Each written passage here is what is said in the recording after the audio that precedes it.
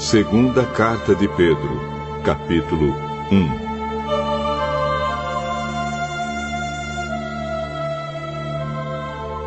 Eu, Simão Pedro, servo e apóstolo de Jesus Cristo, escrevo esta carta a vocês que, por causa da bondade do nosso Deus e Salvador Jesus Cristo, receberam uma fé tão preciosa como a nossa.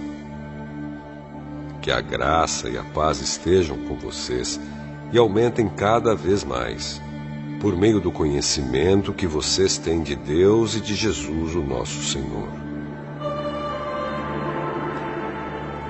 O poder de Deus nos tem dado tudo o que precisamos para viver uma vida que agrada a Ele, por meio do conhecimento que temos daquele que nos chamou para tomar parte na sua própria glória e bondade.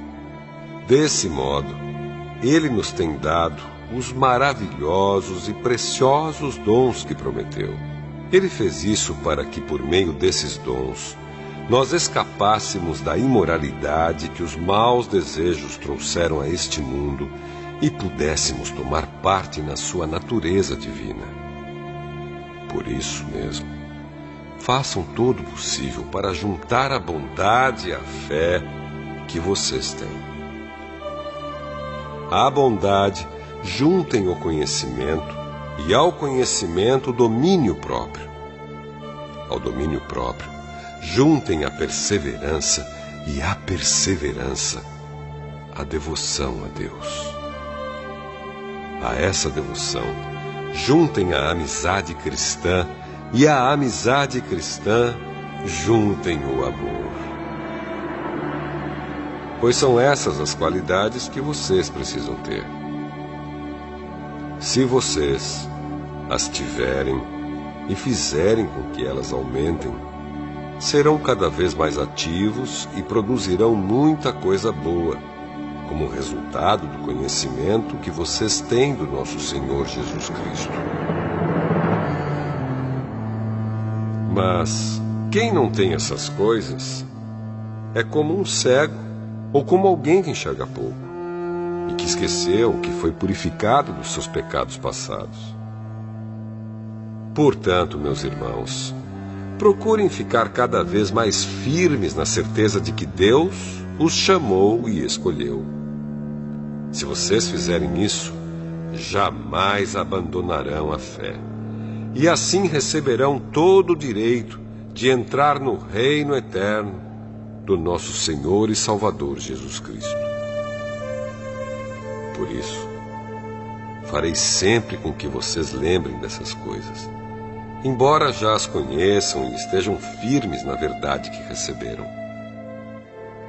Penso que, enquanto eu viver, é justo que faça com que vocês lembrem dessas coisas, pois sei que logo terei de deixar este corpo mortal, como o nosso Senhor Jesus Cristo me disse claramente. Portanto, farei tudo o que puder para que depois da minha morte, vocês lembrem sempre dessas coisas. Nós não estávamos contando coisas inventadas quando anunciamos a vocês a vinda poderosa do nosso Senhor Jesus Cristo, pois com os nossos próprios olhos nós vimos a sua grandeza. Nós estávamos lá quando Deus, o Pai, lhe deu honra e glória. Ele ouviu a voz da suprema glória dizer: "Este é o meu filho querido, que me dá muita alegria." Nós mesmos ouvimos essa voz que veio do céu quando estávamos com o Senhor Jesus no Monte Sagrado.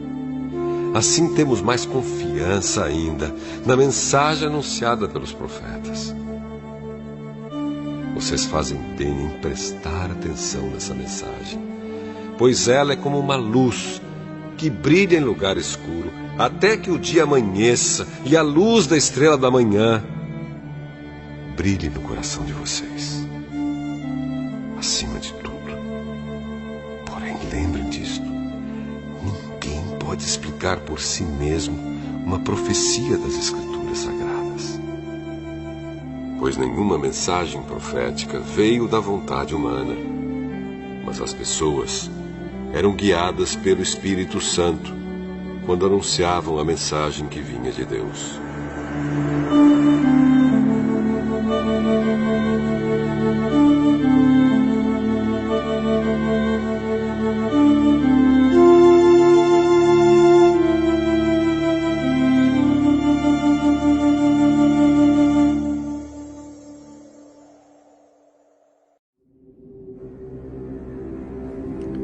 Segunda Carta de Pedro, capítulo 2. No passado, apareceram falsos profetas no meio do povo. E assim também vão aparecer falsos mestres entre vocês. Eles ensinarão doutrinas destruidoras e falsas, e rejeitarão o mestre que os salvou. E isso fará com que caia sobre eles uma rápida destruição. Mesmo assim, muita gente vai imitar a vida imoral deles. E por causa desses falsos mestres, muitas pessoas vão falar mal do caminho da verdade.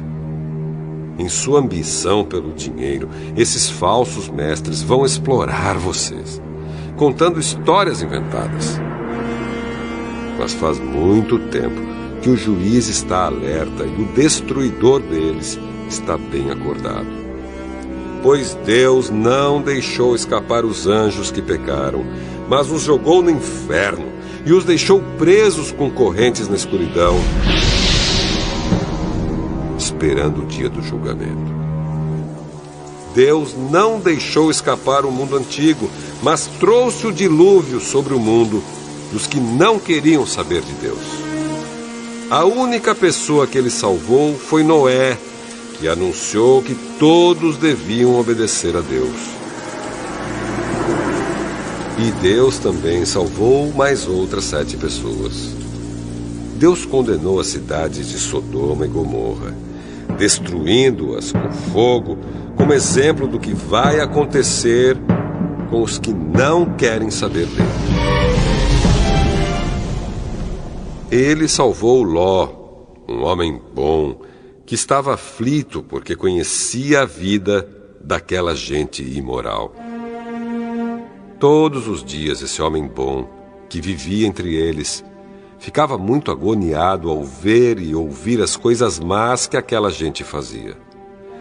Tudo isso nos mostra que o Senhor sabe como livrar das aflições as pessoas dedicadas a Ele. E também sabe como guardar os maus debaixo de castigo para o dia do julgamento. Ele castigará especialmente os que seguem os seus próprios desejos imorais e desprezam a autoridade dele. Esses falsos mestres são atrevidos e orgulhosos. Eles não têm nenhum respeito pelos gloriosos seres celestiais e os insultam. Ora, até mesmo os anjos, sendo muito mais fortes e poderosos do que esses falsos mestres, não os acusam com insultos na presença do Senhor. Mas esses homens agem por instinto, como os animais selvagens que nascem para serem caçados e mortos. Eles xingam aquilo que não entendem. Por tudo isso, eles serão destruídos como animais selvagens e pagarão com sofrimento o sofrimento que causaram aos outros. Eles têm prazer em satisfazer em pleno dia os seus desejos imorais. Quando se reúnem com vocês, são uma vergonha e um escândalo, divertindo-se o tempo todo com os seus modos enganosos. Não podem ver uma mulher sem a desejarem, e o seu apetite pelo pecado nunca fica satisfeito. Enganam as pessoas fracas e só pensam em ganhar dinheiro. Eles estão debaixo da maldição de Deus. Andam perdidos porque se desviaram do caminho certo. Seguem o caminho de Balaão, filho de Beor, que cobiçou o dinheiro que ia receber fazendo mal e foi repreendido por causa do seu pecado. pois uma jumenta falou com voz humana e acabou com as loucuras do profeta. Esses falsos mestres são como poços sem água e como nuvens levadas pelo vento. Deus reservou para eles um lugar na mais profunda escuridão. Eles dizem coisas orgulhosas e loucas, e com os seus desejos impuros e imorais, enganam as pessoas que estão quase escapando daqueles que vivem no erro.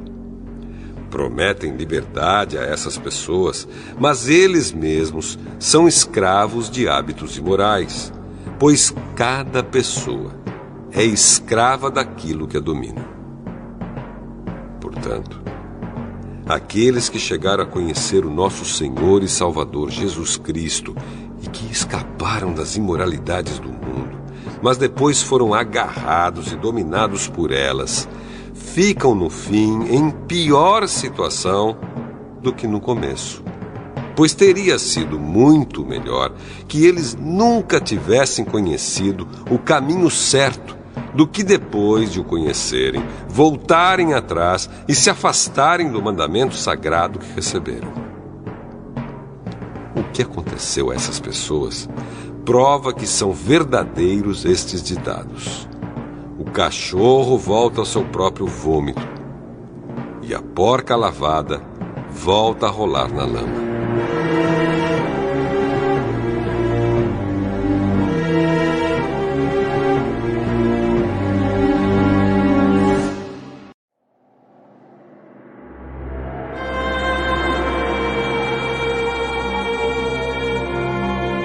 Segunda carta de Pedro, capítulo 3. Meus queridos amigos, esta é a segunda carta que estou escrevendo a vocês. Nessas duas cartas, procuro despertar pensamentos puros na mente de vocês, fazendo com que lembrem dessas coisas. Quero que lembrem das palavras ditas há muito tempo pelos santos profetas e do mandamento do nosso Senhor e Salvador, que foi dado a vocês por meio dos apóstolos que anunciaram o Evangelho a vocês. Primeiro, vocês precisam saber que nos últimos dias vão aparecer homens dominados pelas suas próprias paixões. Eles vão zombar de vocês, dizendo: "Ele prometeu vir, não foi? Onde está ele? Os nossos pais morreram e tudo continua do mesmo jeito que era, desde a criação do mundo." Esses zombadores esquecem, de propósito, que há muito tempo Deus deu uma ordem e os céus e a terra foram criados. Esquecem que a terra foi formada da água e no meio da água, e também que pela água do dilúvio o mundo antigo foi destruído. Mas os céus e a terra, que agora existem, estão sendo guardados pela mesma ordem de Deus, a fim de serem destruídos pelo fogo. Estão sendo guardados para o dia do julgamento e da destruição dos que não querem saber de Deus. Meus queridos amigos, não esqueçam isto.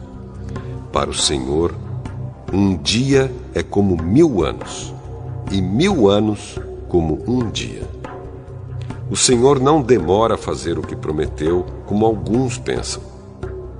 Pelo contrário, Ele tem paciência com vocês, porque não quer que ninguém seja destruído, mas deseja que todos se arrependam dos seus pecados. Porém, o dia do Senhor chegará como um ladrão. Naquele dia, os céus vão desaparecer com um barulho espantoso e tudo o que há no universo será queimado. A terra e tudo o que existe nela vão sumir. Sabendo que tudo isso vai ser destruído assim, então que tipo de gente vocês precisam ser? A vida de vocês deve ser agradável a Deus e dedicada a Ele. Esperem a vinda do dia de Deus e façam o possível para que venha logo. Naquele dia, os céus serão destruídos com fogo. E tudo o que há no universo ficará derretido. Porém, Deus prometeu, e nós estamos esperando um novo céu e uma nova terra, onde tudo será feito de acordo com a vontade dele. Por isso, meus amigos, enquanto vocês esperam aquele dia, façam o possível para estar em paz com Deus, sem mancha e sem culpa diante dele. Lembrem que a paciência do nosso Senhor é uma oportunidade para vocês serem salvos. Pois o nosso querido irmão Paulo, com a sabedoria que Deus lhe deu, escreveu a vocês sobre esse assunto. E foi isso mesmo que ele disse em todas as suas cartas quando escreveu a respeito disso. Nas cartas dele, há algumas coisas difíceis de entender, que os ignorantes e os fracos na fé explicam de maneira errada, como fazem também com outras partes das Escrituras Sagradas. E assim, eles causam a sua própria destruição. Mas vocês, meus amigos, já sabem disso. Portanto, tomem cuidado para não serem levados pelos erros de pessoas imorais e para não caírem da sua posição segura. Porém, continuem a crescer na graça e no conhecimento do nosso Senhor e Salvador Jesus Cristo. Glória a Ele, agora e para sempre. Amém.